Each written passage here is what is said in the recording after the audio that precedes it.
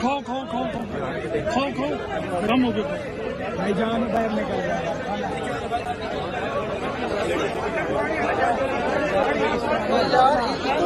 रोटी क्यों नहीं देने को ये रोटी की है